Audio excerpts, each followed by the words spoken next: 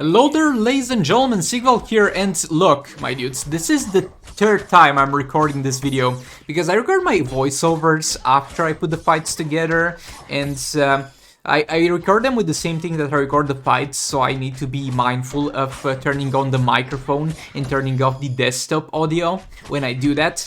And first time I did like 1 minute of it, I saw that the microphone was actually off on the recording app. Oh, silly Sigvald. Let's start off again and turn that on. And then I turn back on the recording. I record for like 5 minutes, and then I realized the microphone is still not turned on. Why did I even restart it? Boy, that was a frustrating experience, but yeah, it was worse at either points. Like, I've gone recording 20 minutes video without turning on the microphone, so it's been worse. It's okay, guys. So yeah, first fight here, we're going to use Manta against Wonderland. So Wonderland is gonna have a super shield that we need to be mindful for, and she's not gonna take any dot damage, and it doesn't really hurt us in this scenario. I mean, neither of the things, because we're doing damage with basic attack hits mainly anyway, and at the same time, the only dot that we're missing out is the dot from the Manta passive, and that's not that crazy high amount of damage, so I'm not gonna be missing it too much.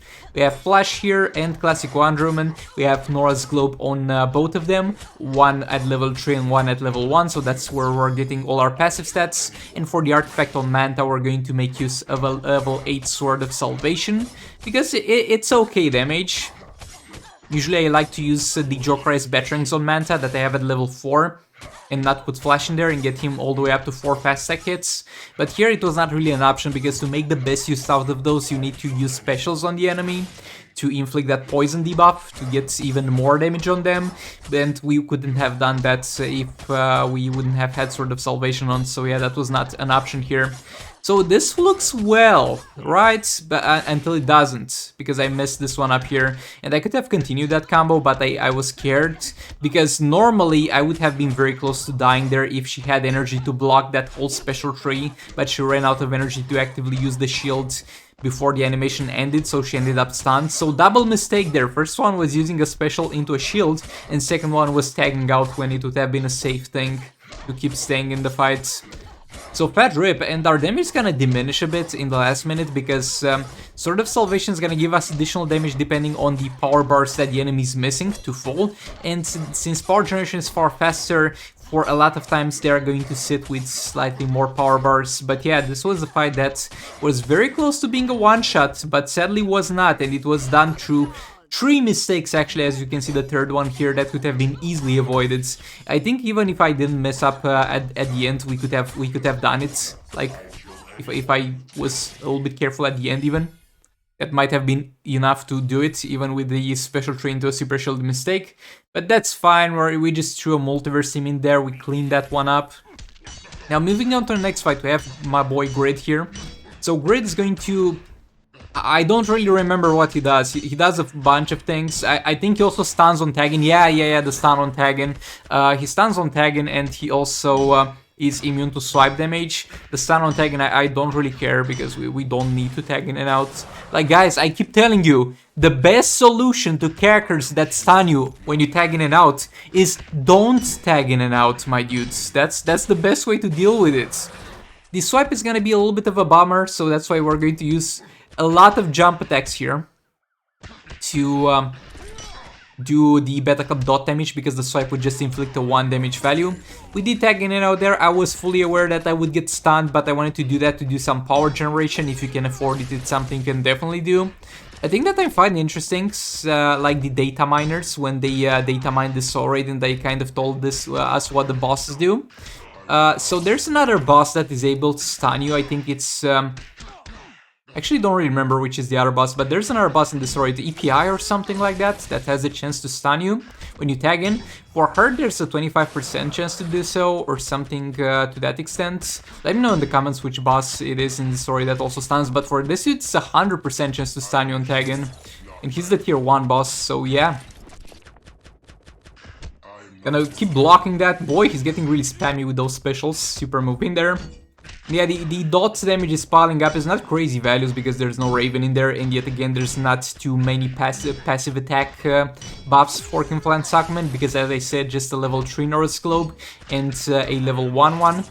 That is gonna be pretty much the setup for all the teams, so I'm just gonna stop mentioning them at this point.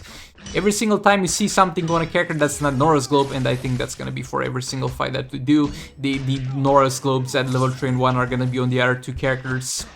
Jump attack again, and another one. High quality gameplay over here, guys. This is what the future of gameplay looks like here. But yeah, that fight is done for. It was not even close, it was easy cleanup. Now, moving on, we're going to speed this up, 2 times speed. We're going to quickly clean this dude up with the Bad Ninja team with the Beta Club. We should have absolutely no trouble. Huge buff to Beta Club when they have switched the artifacts to giving bonuses to the entire team. Boy, I think I'm gonna make a YouTube poll for this. Like, if they did it like Dawn of Apocalypse first and then they switch it back to splitting, why don't they switch it to Dawn of Apocalypse as well, so they split to the entire team? I mean, I don't think anybody would mind that if that happened. Let me know in the comments what your thoughts are on this. If you'd want the artifact passive bonuses to split the entire team in Dawn of Apocalypse. Like, nobody really minded it when that got released, because we didn't know there could be another way. And nobody would have minded about Sword artifacts not splitting bonuses if they were never introduced to split bonuses in the first place, because nobody would have thought that that's a possibility. But now that every Sword's got that except for Dawn of Apocalypse, kind of makes you ask some questions. Why? So here Sword of Salvation as well could have used the Joker as Batarangs instead, but I chose not to do so. We're doing some flawless combo interrupting here, my dudes. Flawless combo interrupting. Oh boy. Special train there, just because I couldn't be bothered to combo interrupt more. And yeah, this should go far more smooth than the Wonder Woman fight went, because of a lot of reasons. Main one being her not having a super shield and this dude being combo interruptible. So there's also the possibility of me messing up the combo. Try to reset there with a jump down attack, but he jumped. Bro, jump down attack. What's that, my dude? Like down attack, swipe down attack, excuse me. But somehow magically we did not lose the stacks. Back in the day when my Manta was 3 stars, he would have definitely lost the stacks there, but he didn't there. So that's great stuff. Re-engage the combo here. We're pretty much going to transition into the no-brain Manta gameplay. This requires 2-digit IQ to pull off. You do 2 strings of basic attack hit combo into a special tree. If you're in the last 2 minutes of the fight and you have Sword of Salvation, you're always pretty much guaranteed to have enough power to execute this. So yeah, good times overall. I live for those fights. I thrive in this low IQ scenarios. Re-engage the combo there. Into another special tree. Who would have guessed, guys? Who had guessed that combo would be followed by another special tree? Re-engage the combo. He's done at this point. You can see how more easily this guy goes away, since I don't have to worry about super shields. Because he pretty much had almost the same amount of health as Wonder Woman, though slightly higher, maybe. But yeah, there we go.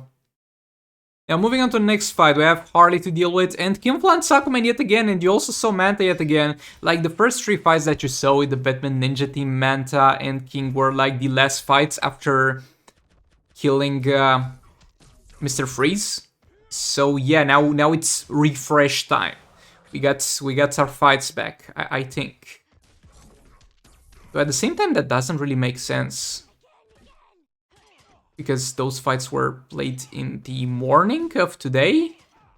Bro, wait up. Let me actually check my video file. Did I straight up forget to include some of the fights that I played today? No, I don't think so. And I don't really have an explanation for this. This was played in the morning. I don't know, man. This is actually quite weird if I think about it. But we're not missing any fights. It's all of them. But yeah, Dr. Fate back in there, re-engage the combo. No, I think we actually have all of them, but I scrapped some fights in between because it was the Multiverse fight cleanup. Yeah, it makes sense, never mind. But yeah, with Harley, she doesn't do anything. She's got something like, her hazards are more powerful and stuff like that. That doesn't matter. Just don't mess up, play normally.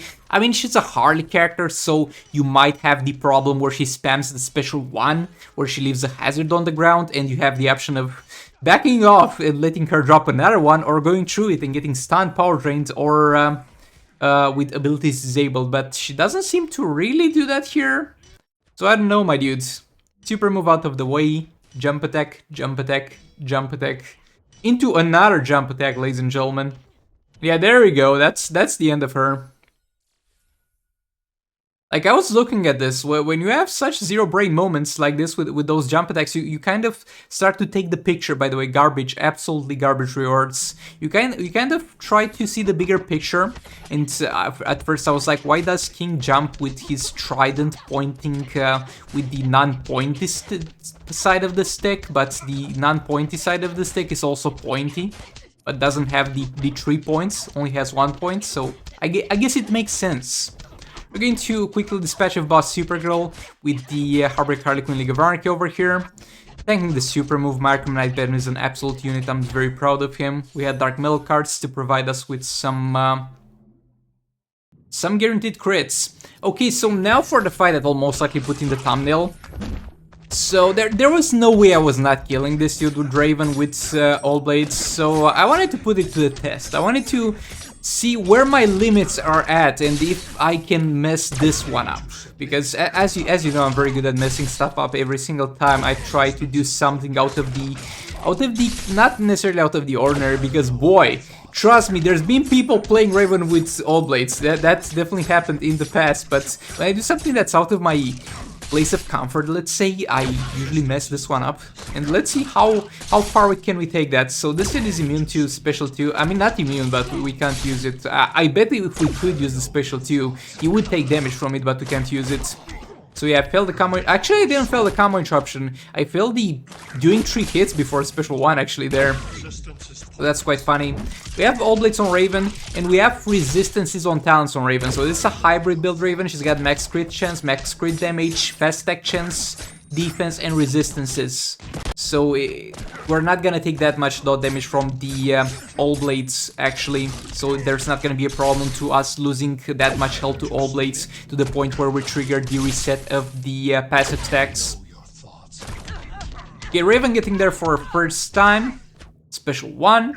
Not too great damage so far, we have only 1 stack of all blades at the end of the day. And yet again, I haven't figured out the optimal gameplay yet for this fight.